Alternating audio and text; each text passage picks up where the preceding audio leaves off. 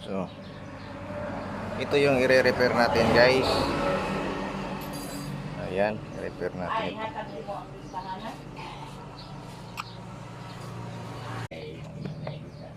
So, ito yung i-repair natin, guys.